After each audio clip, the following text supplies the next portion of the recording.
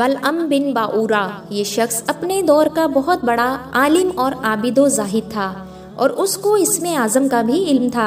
ये अपनी जगह बैठा हुआ अपनी रूहानियत से अर्शे आज़म को देख लिया करता था और बहुत ही मुस्तजाबुल दावात था कि उसकी दुआएं बहुत ज़्यादा मकबूल हुआ करती थी। उसके शागिर्दों की तादाद भी बहुत ज़्यादा थी। मशहूर यह है कि उसकी दरसगाह में तालिबे इल्मों की दवातें 12,000 थीं।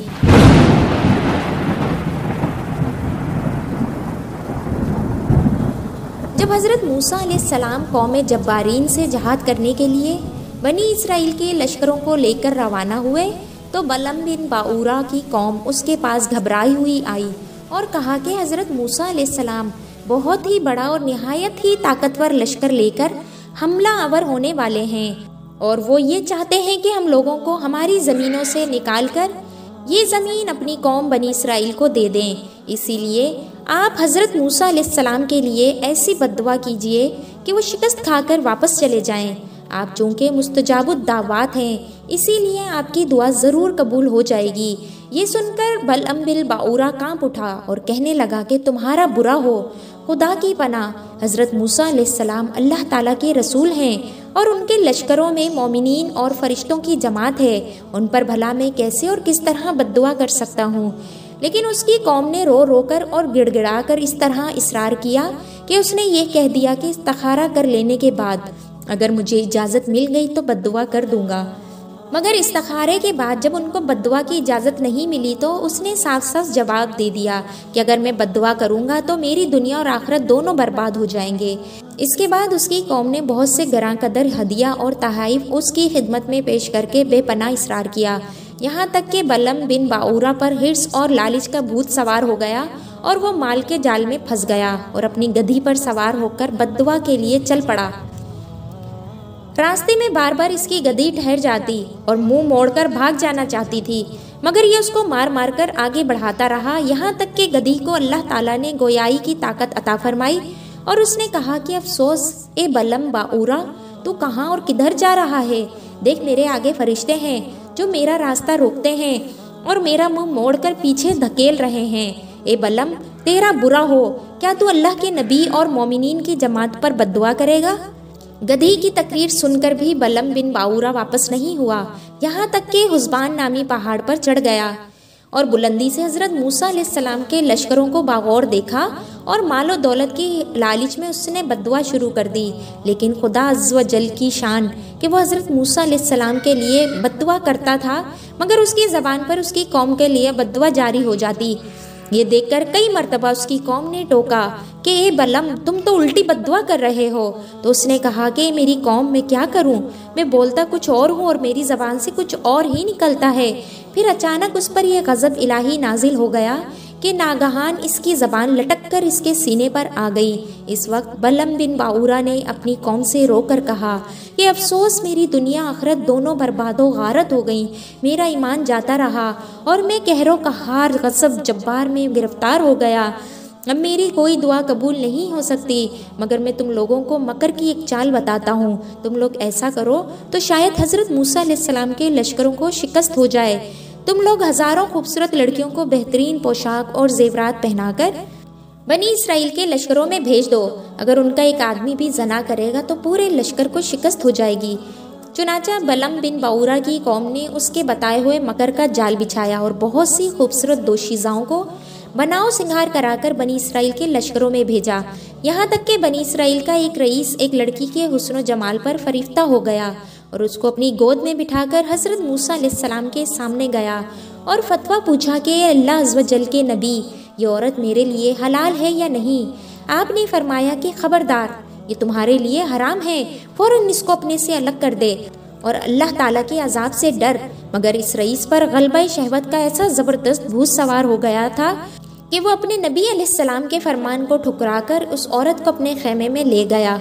इस गुनाह की नहूसत का ये असर हुआ कि बनी इसराइल के लश्कर में अचानक ताउन यानी प्लेग की वबा फैल गई और घंटे भर में 70,000 आदमी मर गए और सारा लश्कर तितर बितर होकर नाकामो नामुराद वापस चला आया, जिसका हज़रत मूसा अलैहिस्सलाम के कल्बे मुबारक पर बहुत ही सदमा गुजरा।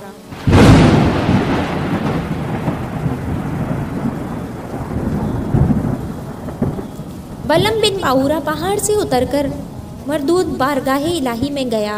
आखिरी दम तक उसकी ज़बान उसके सीने पर लटकती रही और वो बेईमान होकर मर गया। इस वाक़ये को कुरान करीम ने इन अल्फाज में बयान फरमाया है।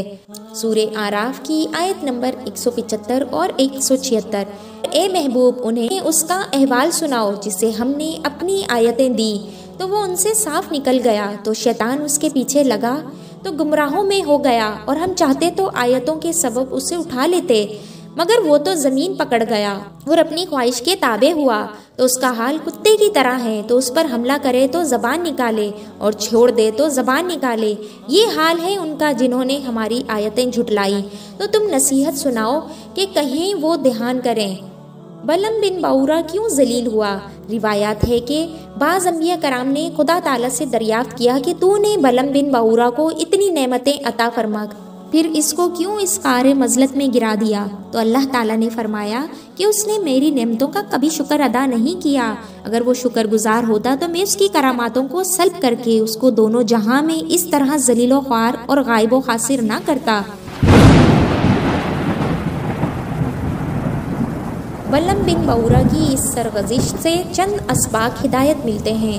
उससे उन आलमों और लीडर को सबक हासिल करना चाहिए जो मालदार या हुकूमतों से रकमें लेकर खिलाफ शरीयत बातें करते हैं और जानबूझकर अपने दीन और ईमान का सौदा करते हैं। देख लो बलम बिन बाऊरा क्या था और क्या हो गया। ये क्यों हुआ?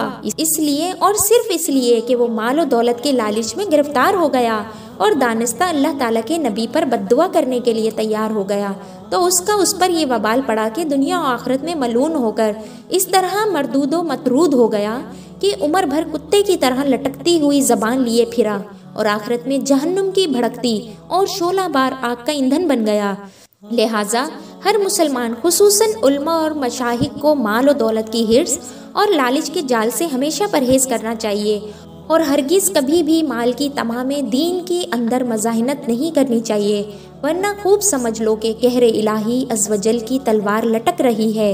इस सानिये से आम मुसलमान भी ये सबक सीखें कि हज़रत मूसा अलैहिस्सलाम का लश्कर जिसमें मलाइका और मोमिनीन थे, जाहिर है कि उस लश्कर के नाकाम होने का कोई सवाल ही नहीं पैदा होता था, क्योंकि ये ऐसा रूहानी और मलकूती लश्कर था कि उनके घोड़ों की टाप से पहाड़ लर्जा ब्रांदाम हो जाते, मगर सिर्फ एक बदनसीब के गुनाह के सबब ऐसी नहूसत फैल गई कि मलाइका लश्कर से अलग हो गए और ताउन के अजाब ने पूरे लश्कर में ऐसी अबतरी फैला दी कि पूरा लश्कर बिखर गया और ये फौज जफरे मौज नाकामो नामुराद होकर पसपा हो गई।